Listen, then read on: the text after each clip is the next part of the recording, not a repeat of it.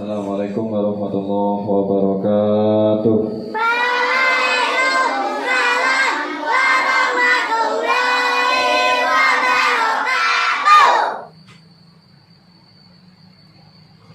Alhamdulillahi wa kafa. Wassalatu wassalamu ala Rasulillah Muhammadin al-Mustafa wa ala alihi wa sahbihi wa dzurriyyatihi ahli sidqi wal wafa. Asyhadu an la ilaha illallah wahdahu la syarika lah wa asyhadu anna Muhammadan abduhu wa rasuluh. Allahumma salli ala sayyidina Muhammad wa ala ali sayyidina Muhammad wa man tabi'ahum bi ihsanin ila yaumiddin. Santai-santai semuanya. Alhamdulillah pada kesempatan ini kita bisa bertemu kembali. Mudah-mudahan kalian semuanya diberikan perlindungan oleh Allah Subhanahu wa taala, diberikan kesehatan, panjang umur, diberikan ilmu yang bermanfaat, jadi anak yang soleh dan solehah. Ciri anak soleh solehah itu hormat kepada gurunya, hormat kepada orang tuanya, orang tua yang ada di sekolah, di tempat ngaji, maupun orang tua yang ada di rumah. Orang tua kamu tuh banyak, termasuk yang di sekolah itu sebanyak guru kamu, di SD, di SMP, itu juga orang tua kamu. Tutup bukunya. Itu orang tua kamu. Tanpa mereka, kamu tuh tidak bisa apa-apa. Apa cukup kamu cuma hidup, dikasih makan loh ya, tapi tidak dikasih ilmu. Tidak bisa apa-apa kamu kalau tidak karena belas kasihan guru-guru kamu yang ngajar dari SD, dari TK, ngajari kamu huruf satu-satu, ABC satu-satu, ngitung 1, 2, 3 sampai 10. Ngajari kamu dulu minta ampun sulitnya, sekarang lah sudah pinter. Kadang-kadang tidak menaruh hormat sama gurunya.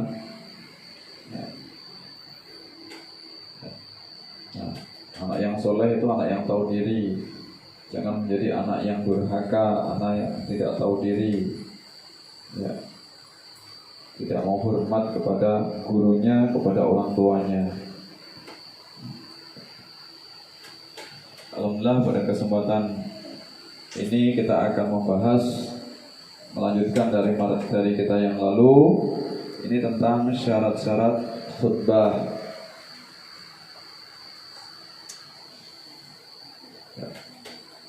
Orang yang membaca khutbah itu disebut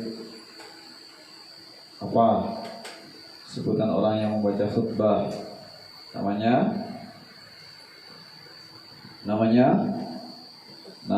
khotib.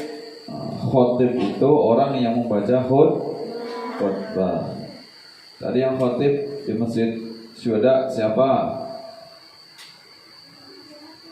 Tadi sholat Jumat tidak ada satupun untuk Jumat. Yang khotib atau yang baca khutbah tadi siapa? Abdul. Ya. Jadi masjid. Ya, yang masjid besar siapa? Siapa yang khotib tadi? Yang baca khutbah tadi. Kamu sholat Jumat dah? Nah, yang baca khutbah tadi siapa? Yang baca itu di atas mimbar itu. Nah, kan? Berarti ribut sendiri berarti. Tidak perhatikan. Nah, kalian suatu saat nggak mungkin selamanya kecil, pasti akan menjadi orang tua. Itu pun kalau umur kalian sampai jadi orang tua. Makanya harus berhati-hati, harus waspada ibadah dari sekarang. Ada tidak anak kecil yang meninggal? Ada tidak? Anak kecil yang seukuran kamu meninggal ada tidak? Ada, banyak. Jadi kamu itu jangan beranggapan bahwasanya besok saya pasti umurnya panjang. Besok saya seperti orang tua saya, besok saya seperti kakek dan nenek saya yang umurnya panjang. Belum tentu. Ya, itu adalah anugerah Allah, diberikan umur yang panjang orang tua kalian, orang tua kita, mbah kita. Tapi belum tentu kita ini cucunya, belum tentu kita kecilin besok itu umurnya sampai seperti mereka, belum tentu. Makanya harus berhati-hati dan harus bersyukur sejak saat ini. Kita masih diberikan kesehatan oleh Allah. Tidak termasuk orang yang dijemput Allah nyawanya, ajalnya ketika masih kecil. Berarti Allah masih punya belas kasihan kepada kita, masih punya rasa kasih sayang kepada kita. Dikasih umur setiap hari terus bertambah. Tapi kan kita nggak tahu apakah besok pagi kita masih hidup. Nggak ada yang tahu kan? Iya, nggak tahu. Jangan memastikan bahwasanya besok saya masih hidup. Saya hanya bisa berharap, berdoa mudah-mudahan besok diberikan umur panjang, besok masih hidup, besok masih diberikan kesehatan. Tiba-tiba besok pagi masuk angin, langsung meninggal. Bisa saja terjadi. Besok pagi tiba-tiba ada yang misalnya, ya mudah-mudahan tidak ada musibah. Alhamdulillah sudah mulai reda kan coronanya. Kemarin juga ada yang anak-anak yang juga terkena walaupun bukan di tempat kita. Syarat-syarat khutbah. Yang pertama, apa saja syaratnya khutbah? Orang yang khutbah itu sebagai khatib itu, yang pertama, isi rukun khutbah didengar oleh 40 orang minimal, paling sedikit adalah 40 orang. Karena menurut ulama kita, guru-guru kita, sebagaimana mazhab Syafi'i, sholat Jumat itu bisa sah sebanyak berapa orang? 40 orang. Itu pendapat guru kita. Pendapat yang lain ada, nggak nyampe 40 sudah sah. Itu terserah pendapatnya masing-masing. Makanya ketika kita khutbah itu minimal harus ada orang yang duduk mendengarkan, ada 40 orang. Yang dua, berturut-turut antara khutbah pertama dengan kedua.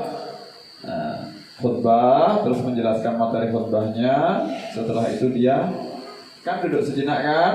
Saya itu berdiri gak lama, gak satu jam, sambil ngopi dulu, sambil makan pisang goreng, balik dulu baru melanjutkan khutbah yang kedua kan enggak, atau sambil tidur siang dulu baru nanti jam 1 lanjutkan khutbah kedua, enggak kan?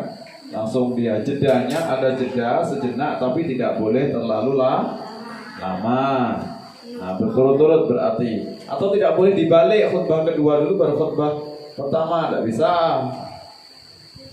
Ya, harus berturut-turut.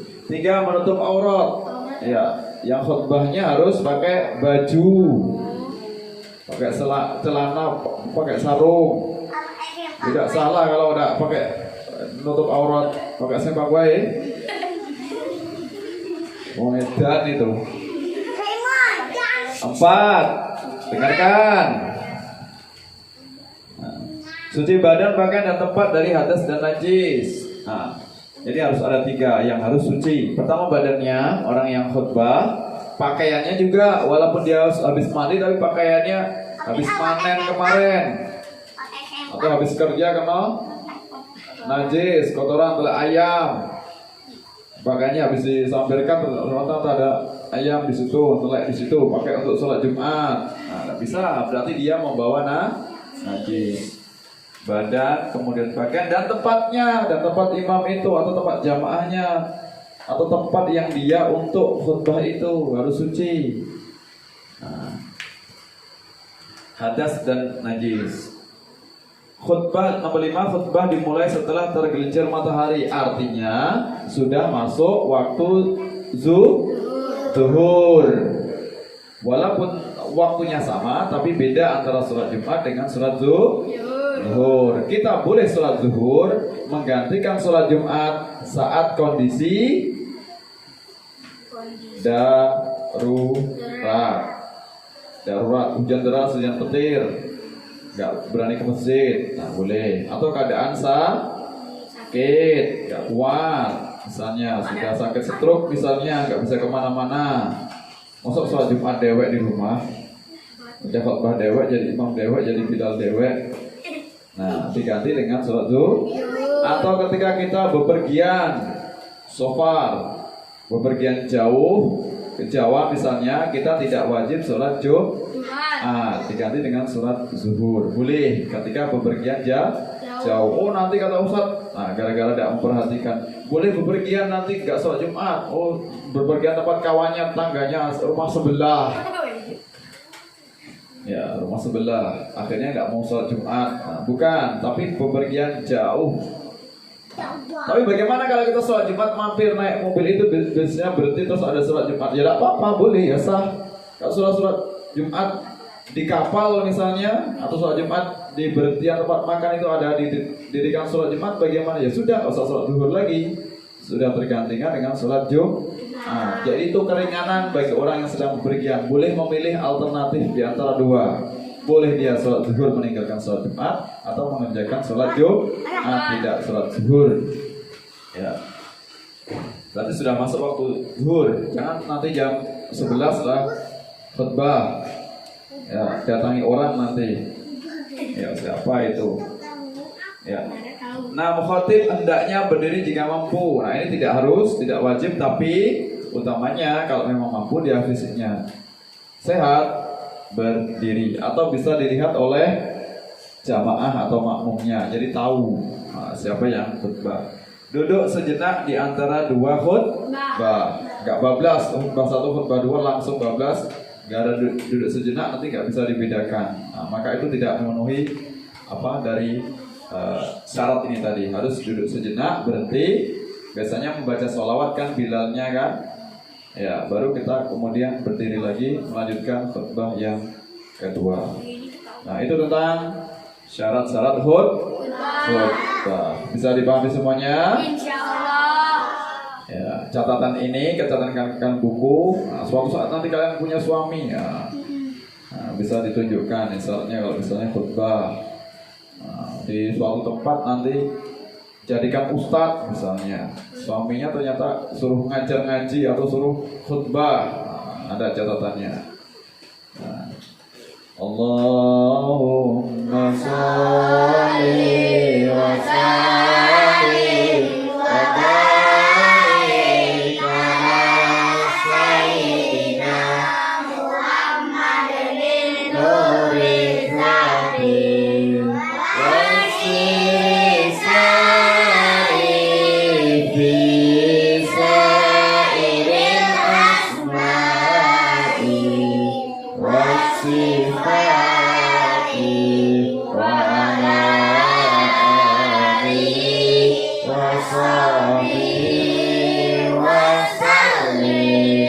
Assalamualaikum warahmatullahi wabarakatuh.